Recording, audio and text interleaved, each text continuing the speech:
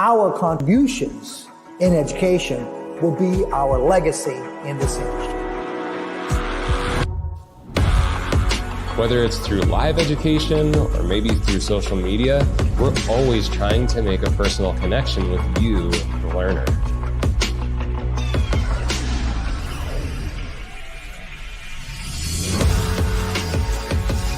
At Sanvia, we believe our smile is our business card, and our personality is our logo. And how we make people feel after you experience our education and tools is our trademark.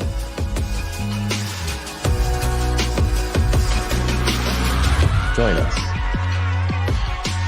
Join us. Join us. Join us, my friends, and be a part of the Sanvia community. Hi, friends. Welcome to Wellness Wednesday. So happy to have you pop into the chat where you're watching from. We always like to know who's in with us. It's been a great week of education so far this week. If you missed Mannequin Monday or Transformation Tuesday, of course, you can always go back and rewatch those on the YouTube and Facebook channels. We also had a great Instagram live earlier today, so you can head over to Instagram, check that out.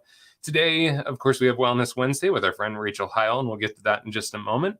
Tomorrow, August 19th at 8 a.m. Pacific, back on our Instagram, we have Twilight Jane, who's going to be sharing some day-to-night upstyling. And the ABS show is still happening live. So if you're going to be there, join us for some great education live in Chicago for the America's Beauty Show. So tonight, we are going to dive into a subject that is really so important right now. Let's face it, there is a lot happening in our world, and there are a lot of people in need and in need of help. And so we want to support you by talking about how do we give back? How do we give back in a way that's authentic to us? How do we give back in a way that's achievable for us? So we thought the best person that we could possibly bring on for the conversation is our friend Rachel Hile. Rachel was a hairdresser for over 17 years in the salon. She's still a hairdresser who is giving that gift back to people. But she is the founder and executive director of the Beyond Project, which is a group that does exactly that. It helps to connect hairdressers to opportunities so that we can give back. So please, in the chats, give a warm welcome to our friend Rachel Hile. Hi, Rachel. Hi, thanks for having me. So excited to have you. Just going to check in here in the comments. We've got people watching from Minneapolis, Florida, Chicago, Dallas, Florida. Oh, we got Tara Duddy in the house. She's always here. Hey, Neil from Philadelphia. So let's kind of start out. I'd love for them to just kind of know a little bit about you. I mentioned that you were a hairdresser for 17 years and still are a hairdresser to friends, family, and people in need. So that's awesome. But what kind of took you from hairdresser into the kind of giving back space? Yeah. So my background, I gave back in beauty school, and I didn't mention that before, but I gave back and realized when I got to beauty school, I couldn't find opportunities to give back. And I would search them out. I looked them up, and then I put myself on a foster kids website. I did one kid's hair, and then I did a makeover day at my salon. And little opportunities would come here and there. But then I'd be like, why is there not a place where we could find these opportunities? And so in 2013, I had a tragedy in our family where my 2-year-old nephew just did not wake up from a nap. And kind of following his passing, it's just when you have some kind of catalyst that changes everything, going, I want to live my life out with purpose. I want to do what's on my heart. And at that time on my heart was really this concept of being able to give back. And I thought, okay, well, now it's time to do it. I don't know what that means. So just a year and a half later, the Beyond Project was founded in 2015, realizing what does it take to found a nonprofit? And it's a whole big adventure. And I've also helped a lot of people start them as well after I did mine. And so just knowing that our first events we did for the Beyond Project in Seattle was we had over 100 hairstylists come out, and we had a line down the street at a warehouse 2 hours before we started of individuals facing homelessness. And we put out the word to all the nonprofits in Seattle. And just as we move forward, realizing the need is just so incredibly great, and knowing that the hairstylists want to do this. So that's kind of the back end of how we started. Mm-hmm. Yeah, that's amazing. And I love that it's with the purpose of putting those opportunities in front of people, because there's a lot of things that get in people's way. I think one of them is just like, okay, where do I go to do this? What else do you think? Because I think a lot of people do have that heart of like, well, yeah, of course I want to help out. I want to give back. So what do you think kind of gets in people's way of being able to give back? I think the beauty industry is so, it's so amazing and so complex in many ways. And I think that if you can't just find something that you can plug into, I think it's really, it almost pushes you to the side where like, oh, that would be a lot. I'd have to call. And a lot of people I've actually talked to that have had previously tried to start things in their cities. I mean, in different cities across the country, they've told me saying, I called a nonprofit, they didn't get back to me. I was only one person. I couldn't serve more than this many people. So I just think there was a lot of challenges. And so for us, there's a barrier there. And I think you don't know where to go and you don't know who to talk to. And I just think we just remove a lot of the barriers that come along with giving back in the beauty industry. Yeah. So with the Beyond Project, like how can people get connected to opportunities with Beyond Project? Yeah. So if we know that there's opportunities out there, we know that there's hairstylists donating their time. We know that there's people out there doing amazing work. What we want to do is just take them and say, hey, if you're looking for more teams of people to help you, let's get it out. Let's get the word out to your community. Like, let's create, basically, we're working on an infrastructure in the Beyond Project that would be a technology platform to be able to send out geo information to people when it comes in. We can be like, okay, you're in this area. These are your skill sets. This is what they're looking for. Are they looking for a barber? Are they looking for a makeup artist? What are they looking for specifically within the beauty industry? And then us helping get the word out to the people we know in that community. Yeah. Nice. And yeah, I just saw Tara and Shirley both mention like, yeah, that's the challenging part for a lot of people is they just kind of don't know where to start. If there's not necessarily a direct opportunity with Beyond Project in their neighborhood or in their city, like where would you suggest that they look? So I mean, they can reach out to me, the Beyond Project, and I can help them get started. I think that's the idea is we want to give you the resources you need to do. Like, how do you contact the nonprofit? Who do you contact in the nonprofit?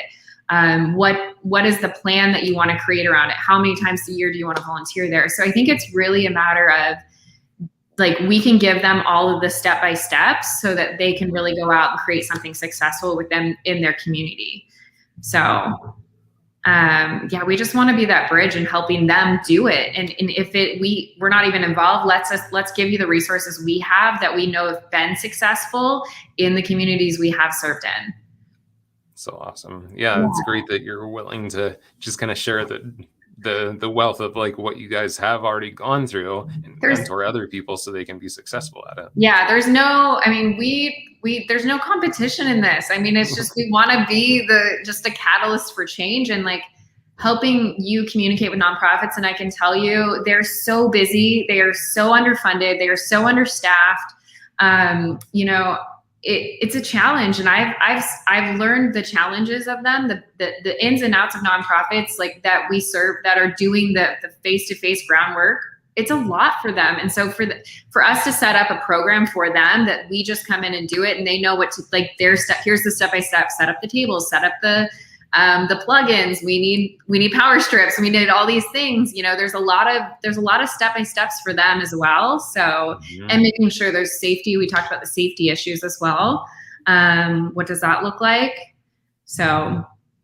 Yeah, let's talk about that, because I know that could be a concern, especially working, maybe in like a home for people that are troubled or something like that. I'm sure that, some people might be like, well, of course I want to help, but I also don't want to get hurt in the process. So like, how do you create a safe environment?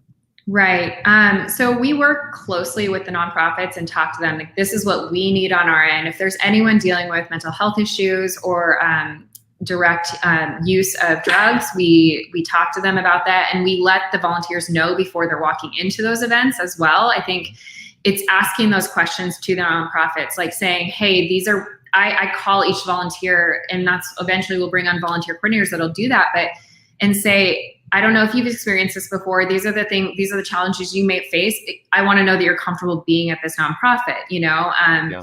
And if not, let's move you over to one that you are comfortable with. Like, these are the other opportunities. There's elderly, there's, you know, these different foster youth. There's so many opportunities within each community to be in a place where it is a safe environment for you, that feels right for you. Yeah. Totally. And I do think that that's an important part, because it can feel really overwhelming, I think, for people, because there is so much need, kind of like we just mentioned. And there are so many things happening at this point in our planet, you know, from the things that are happening in Afghanistan, the things that are happening with COVID, the things that are, you know, we know that the experience of homelessness is really, really challenging right now. So it can feel super overwhelming. And it's like, oh my gosh, like, where do I start? And so, you know, I love that you said, like, find something that you can start with, like something that feels connected to you, because there are so many different places that are in need at this point. It doesn't, I mean, one person can't do everything. Right. So the need lives in so many different places. I'm a big believer that we all have a purpose in an area, you know. I'm a believer that, like, we're all kind of meant, and we think about, like, whether it's nature, whether it's, you know, animals, whether it's, you know, our industry. And I just think that finding that niche inside of yourself that you're connected to. And, you know, we've had team members say, my brother's living on the street somewhere. I don't know where he is. You know, because he's dealing with drug abuse. And so he specifically, that volunteer, wants to work with people in recovery because he hopes someday someone will do that for his brother, you know. And I think that there are these connections we have as humans to certain causes based on our experiences we've seen, or just even a heart calling. Yeah. Absolutely. Yeah, I saw that my friend Carlo Navoa, who we have a Thursday morning program that we do called Testimony Thursday, and he specifically contributes to this group called, I think called Friendship Bridge. Carlo, if you're still on, type it into the chat, but it's specifically to support women in Guatemala, where his family is from. And right. So it's like, of course, he's going to get more inspired to support right. that cause, because there's something so deep in his heart for it. And so I like what you said there. It's like, find something that really connects to your heart. You know, for me, like, Mother Nature is such an important part to me. So it's so easy for me to get behind causes that have to do with protecting Mother Nature, or, you know, so I love that. Thank you for sharing that. What, I know this sounds like a weird question, because it's kind of like, well, duh, but, like, what do the volunteers get out of it? Like, what do you find that people get from their contribution? I think there's so many ways to answer. I'll start with a couple. One of them is that 2 weeks ago we had this has never happened before, and I got a message from one of our volunteers saying, oh, last night was so great. And they had stayed for the programming that the women were going through. They did this self-care night for these women in this housing nice. Place. And they did, like, this round circle thing, and all of the women shared their stories, and including a couple of our volunteers.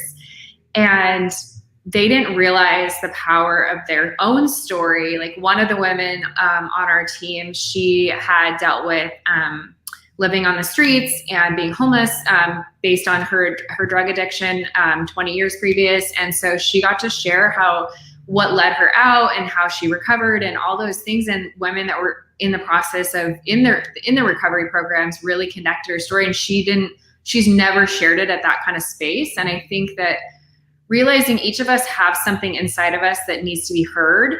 And so she left. I've never seen her like this. Like she was lit up. She's like, I can't even believe that, like how that made me feel, being able to give something to someone else that they needed and I didn't even know was inside of me. So I think that's one way. I also think that there's just a space for each of us that I don't know if you know this, but they say that giving back, whatever it is, when you give back, there's an endorphin that goes that's similar to that of sex.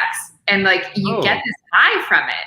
And I can say like every time I volunteer, and this last year during COVID, when I felt like I'm behind the desk and I'm doing all this stuff and it's great and I love what I'm doing and I love what I'm preparing for our community, but I wasn't serving, and there was just, I felt like an empty hole was inside of me. Like I'm not even connected to my mission because I can't even do what we need to do.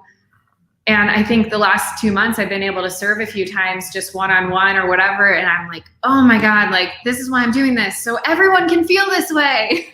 Yeah. So. And I don't think people should feel selfish because of that. You know, I think sometimes it's like, oh, well, I want to be so selfless. Well, it's okay to feel filled up too. Like it's okay that you're doing it kind of for you too, because I think it is a basic human need to feel like we are supporting other people. And so it's okay to feel that sense of, yes, this is for me too, right? I have several volunteers on our team that tell me that. They're like, this is actually for me. I'm really selfish about this. And they say that to me. And I think it is true. I do think that there's a place inside of us that needs it humanly. Like we are designed to give. And it's very apparent when you do it.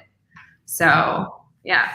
I love this. Carlo just commented, one thing that has become his mantra is I serve because serving serves me, which I think is so fantastic. Yeah. My team member, Ron, he'd love this. He is a barber and he always says, do the right thing because it's the right thing to do. That's his mantra. And I love it. Oh, that's so perfect. Yeah. I love things that are so simple and just so on point, right? Yeah. I also wanted to connect to the one thing that we kind of talked about is that I think sometimes too, people get a little overwhelmed with like walking into a situation like that. And maybe there's even some people out there that can't, maybe, especially during COVID. It's like, I'm immune compromised. I can't really put myself into a situation to be in a big group or so. Besides actually showing up and doing the work itself, like what other ways are there to support people? Yeah. I think the biggest thing, like through the Beyond Project, we have so many opportunities. I mean, as a growing grassroots nonprofit, we have back-end stuff. Like if you're not in the beauty industry, I say that. If you know anyone, you know, in different industries like legal, technology, there's a lot of things that we need to work. We're growing out models so that we can be in every city. And then also through funding as well, we can do those things. And so our goal is to have places where we do have funding on our website. There is a donate button. We are a full 501c3. Every dollar goes into growing out our programs.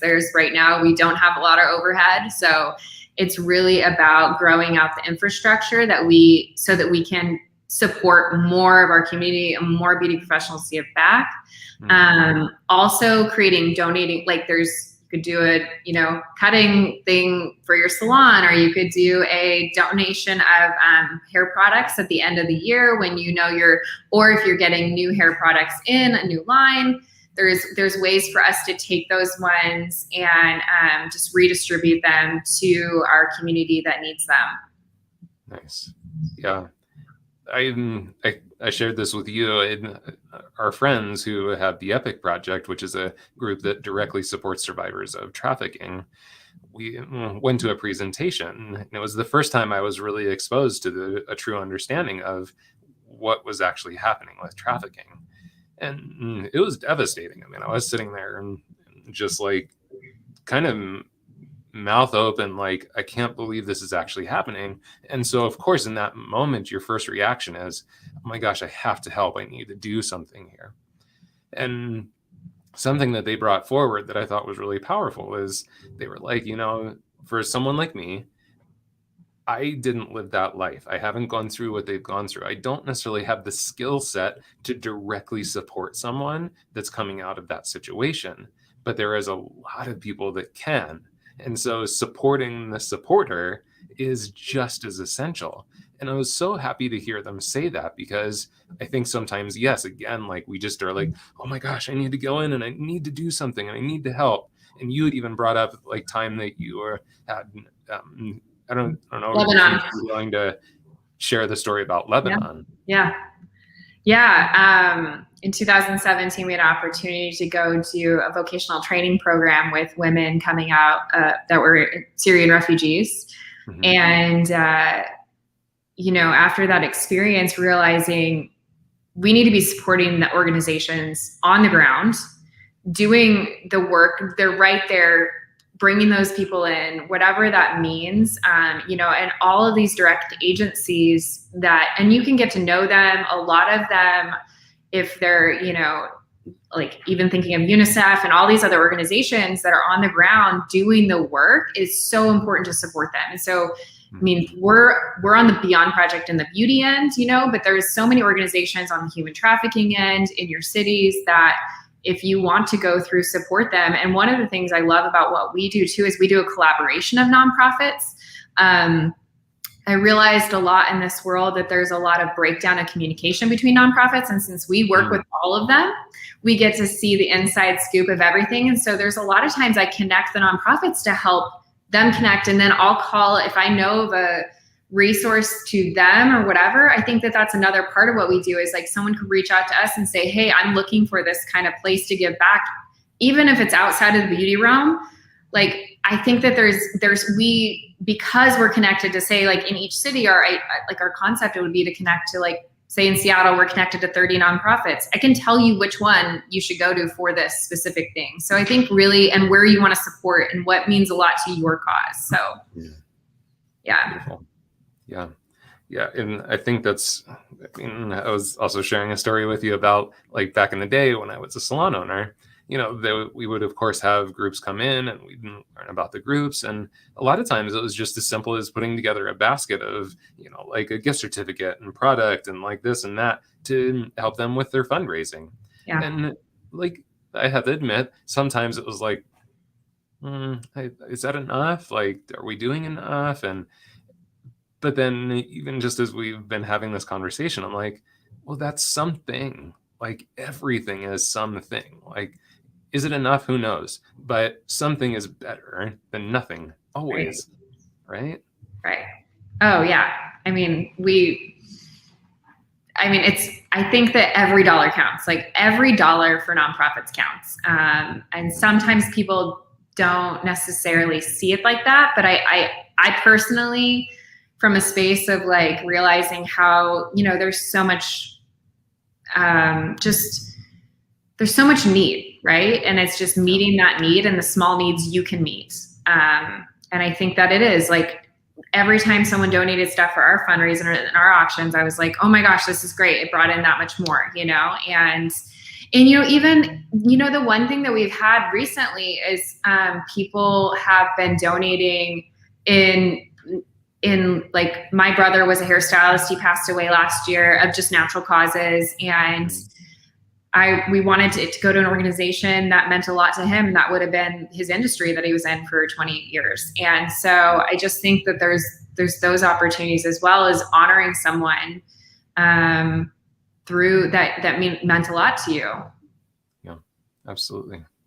Yeah. And the other thing that you had mentioned is, like, especially with the stuff that you all are doing, like, your costs have gone up too. We know as hairdressers, our costs have gone up because of extra sanitation, extra time, all of these different things. So, that extra $5 could be the difference between actually getting one more service in or not getting it in because you didn't have the right PPE equipment or something like that.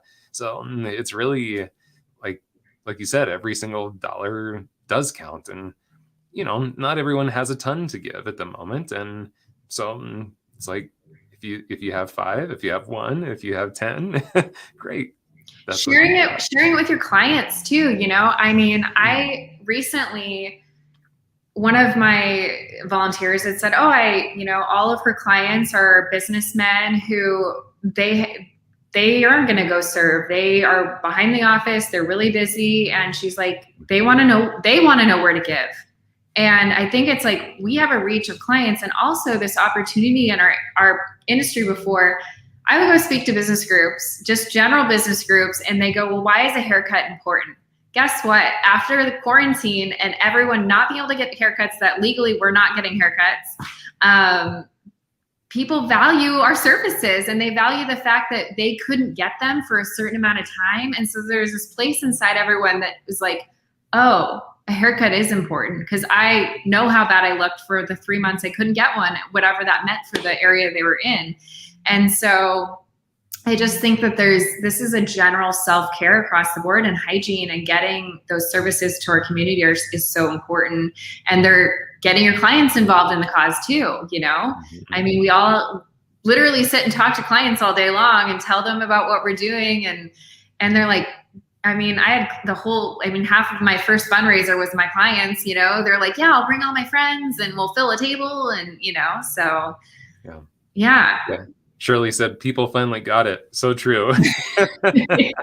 Yeah. I didn't even think of that until you mentioned that. And it's so true. I bet people are probably more willing to give to something like beauty at this point, because they're like, oh yeah, I know how bad I felt. Yeah. How did you feel when you couldn't receive a haircut? What about the people that really can't, and they don't have the resources, and they've, you know, come out of whatever circumstance, and you know, one of the things, and I love what we're going to do in Vegas with the human trafficking, because what people don't realize with women coming out of human trafficking, and there are men too, and I will say that, is that their identity within the world that they had to live in as when they were being trafficked was a certain look. And so hairdressers coming in and giving them a new look of someone that's come out of domestic violence or human trafficking, it's life-changing for them. That is a part of the life change for them. Like, they get to look in the mirror and say, I get to choose what I look like. I get to choose what hairstyle I have. I get to choose how I wear my makeup, and all the things that went along with them having someone control over them. And so we just get this opportunity within that as well, to do that kind of thing as well. Yeah. Yeah. And so let's actually talk about that event real quick. So it's in Las Vegas. It's the same weekend as NAHA. 28th and 30th, I believe, are the dates. Yep. And so how would they connect if they're going to be in Vegas for the NAHA event, or if they're going to be or if they live in the area and want to join us? Like, what can they do to be part of it? So there's two ways. On our website, under our volunteer link, there's a direct link for just Vegas to sign up. And then if not, you can just email volunteer@thebeyondproject.org, and we will sign you up. We're going to be sending out information coming up, but I think that this long-term, our goal for Vegas is the Salvation Army there is who we're partnered with. It's their Seeds of Hope program. And, you know, one of the goals in the Beyond Project is to keep continuously events going. Like, for example, in Seattle, we've been partnered with a homeless youth shelter for the last 5 years. The youth know we're there. Every single fourth Thursday of the month, they know the haircutters are there. And that's so important to have consistency with these events. And that's what we do, is just create this consistent face for these people, because the safety they feel when they see the same team of people come in month after month, even if the faces change, they know it's the same kind of team. And so the Vegas event specifically is for a long-term partnership that we're going to have with Salvation Army. And so people coming in for NAHA, we want everyone to join us. And then we can also share with them how they can start events in their own city if they're coming from out of town. If they're in Vegas, we can share how you can be involved in the Seeds of Hope program, or with their veterans or LGBT youth. Like, we just want to be a part of every single thing that's happening within the Vegas community. I love that. And that's a great word for it, to develop the community aspect. It's not just a one-time project. It's actually creating community within it. Yeah, our goal is to have this as a long-term project. And we already had, from Sanvio, we had someone message us that, or through you guys putting on your social media, is saying, they were like, I love this. I want to continue to do this in Vegas. I'm a Vegas stylist. And I was like, great, let's meet for coffee. I'll help set you up in Vegas and help you keep partnered with, and that's our goal, is to really establish these partnerships so that these stylists can, like, she was so excited. She goes, oh my gosh, this is what I've been wanting to do. And, you guys put it out there and now we get to share it. So. Yeah. Great question from Jill Taylor, and I'm curious if you've actually ran into this too. They're saying that tried to do this in Atlanta, couldn't get any good response from the shelters. Staff didn't seem interested, which I'm sure that's partially due to overwhelm and all those kinds of things. Is this something that you guys run into? Yes, and I can say this as well. So Atlanta, I've heard it's very hard. We had a volunteer actually from Seattle she was in Atlanta for a year and then she moved back to Seattle a year ago, and she was saying she was like, thank you for what you do. And she was like, I couldn't even believe how grateful I was for what we're doing. If you send me information, Joel, about what's coming, like what you want to do, and if you send me a shelter, I'll get a hold of them. I do know that they take it more seriously coming from another nonprofit. They do. When I call the volunteer coordinator and say, hey, this is what the stylist wants to do, we'll help set up all these things. And then we send them official paperwork. I do know that there is something to that. And there has been it's a better response from the nonprofit. So, and it may be they are overwhelmed and they aren't able to, and there may be another nonprofit that may fit better for you as well. So just send me an email to volunteer@thebeyondproject.org and I will help you however I can. And I know that there's a whole slew of Atlanta stylists that want to give back, because I've actually I've been hearing this from a lot of different people from Atlanta. So interesting.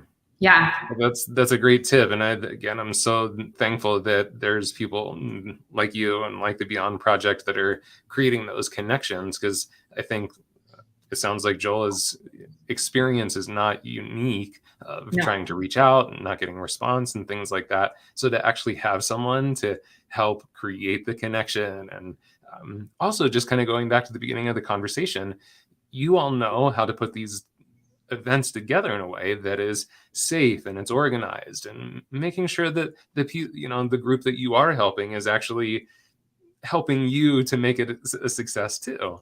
That's huge.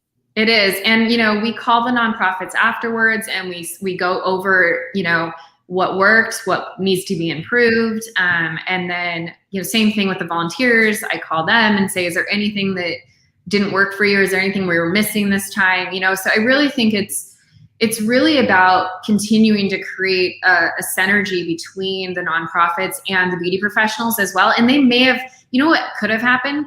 I mean, we've heard this from many nonprofits as well. It's like, we had people coming in, then they just stopped one day.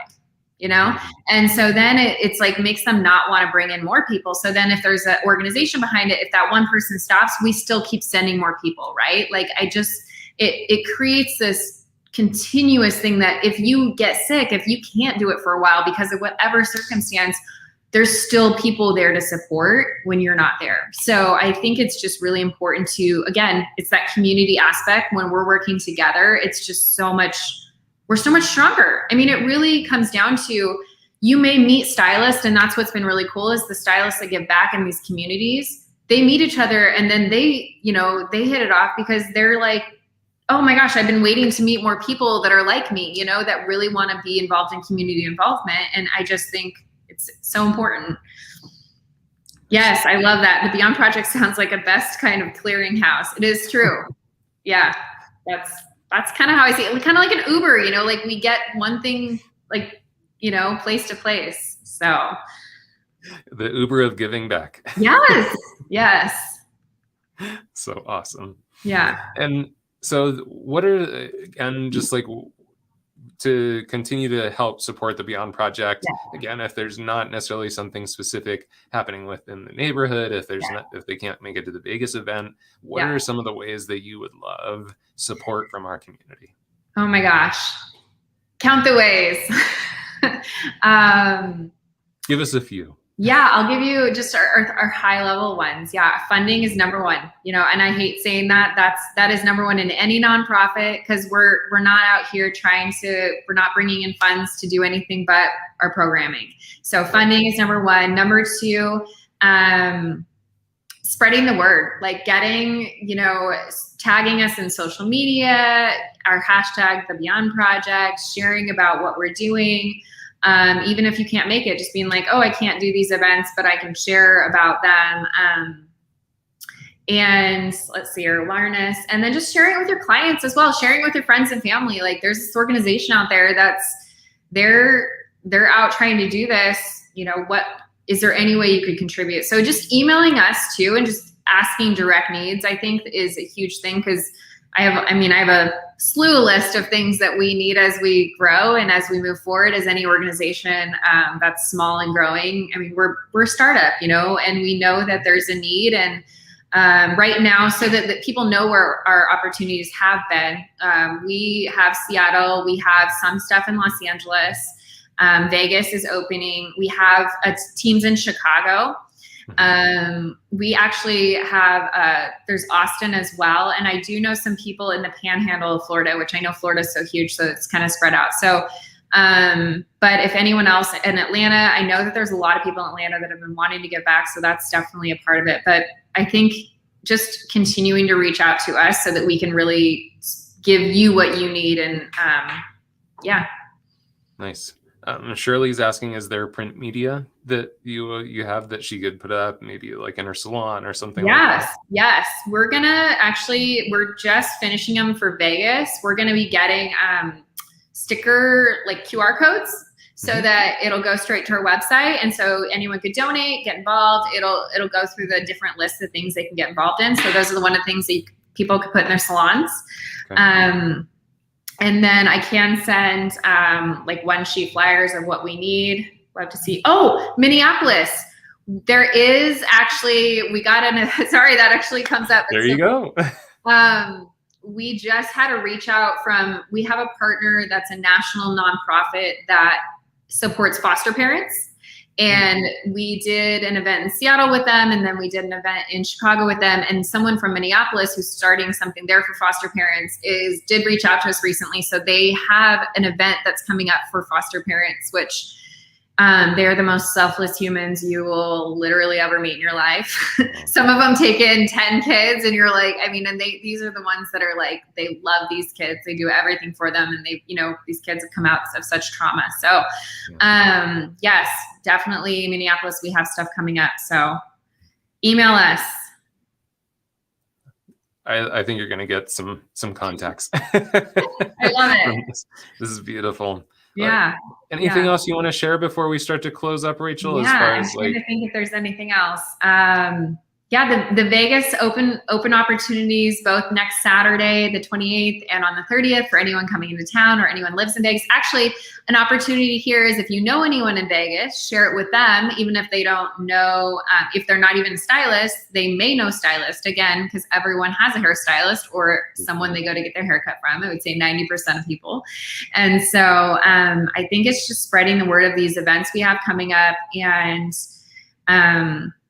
we're going to do an event in Chicago as well. And there's a couple coming up. One's in October. So I think just sharing about these opportunities, we'll be putting them on our Instagram stories and stuff, but just resharing them however you can, that's going to be super helpful.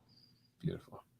Well, thank you so much for taking time out tonight to kind of share this. I think that I'm walking away with a lot of just great things as far as giving back doesn't necessarily have to look like exactly what we think. And I love that you shared some, very high level ways that people can support, and just some really simple, basic, like you said, just putting out a email or a social media post. That's just as necessary as anything else.